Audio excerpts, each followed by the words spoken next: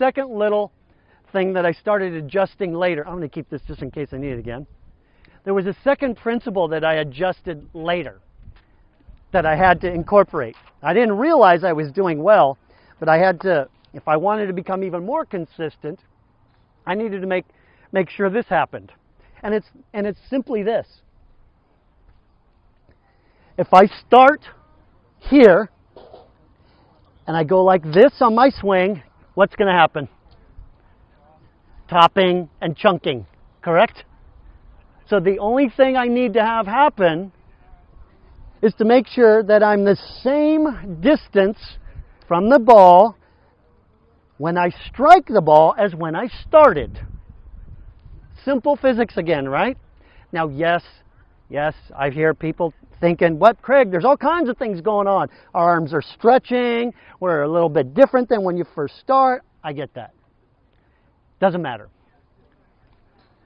All I had to think about as part of my visualization, if you will, for those 9 months was this and keeping my body doing this.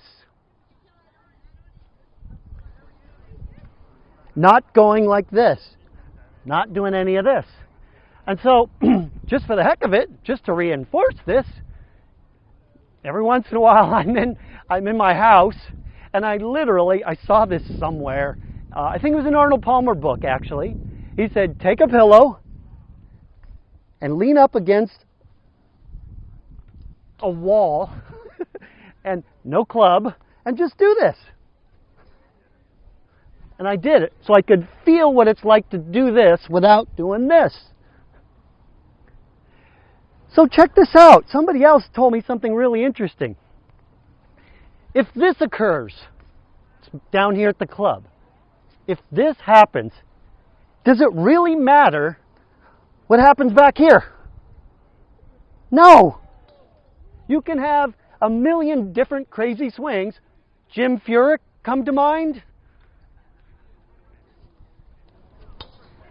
As long as you come back. Now, of course, the way Jim Furyk, of those of you who don't know who Jim Furyk is, he has a crazy loop in his swing. But he's one of the best golfers of the last 20 years. He's in the top. What does he do? He does this.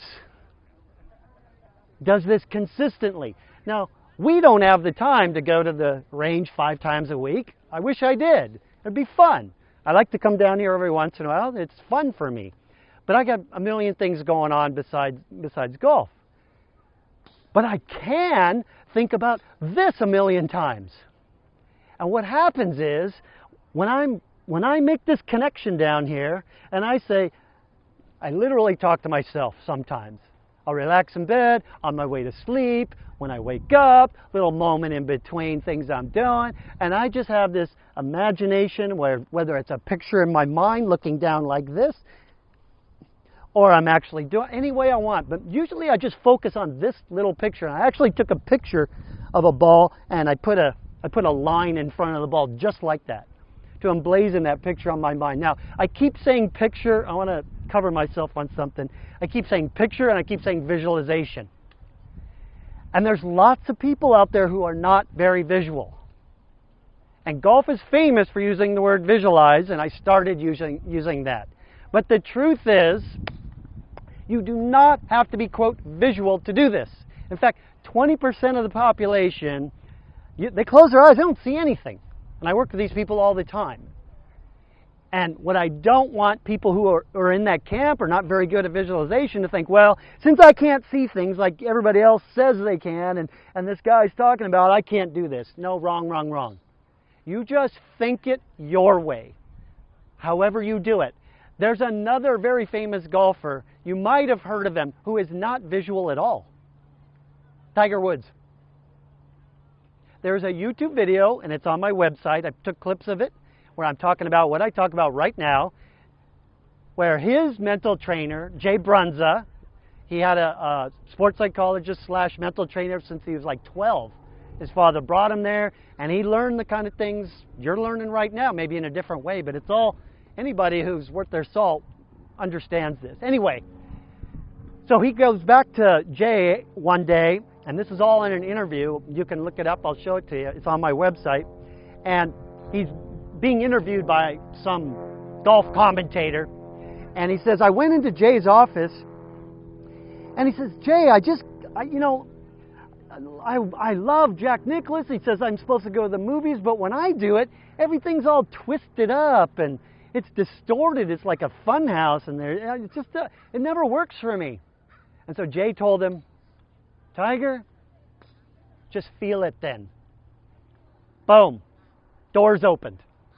If he hadn't been told that, he might have thought this whole visualization thing was for the birds, or worse. I hear people, they get frustrated, they feel they're less than, it destroys their confidence, they think what's wrong with me, and all kinds of stuff gets in the way of their ability to golf or do anything for that matter.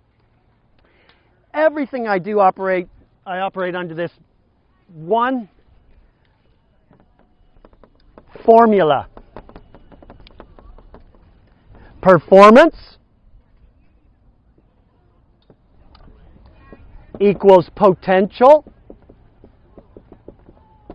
minus interference.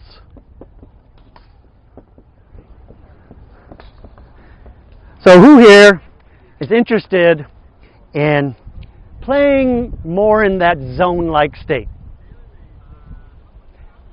Who here would never raise their hand no matter what I ask, even if I say $100 for you? All right. Interference.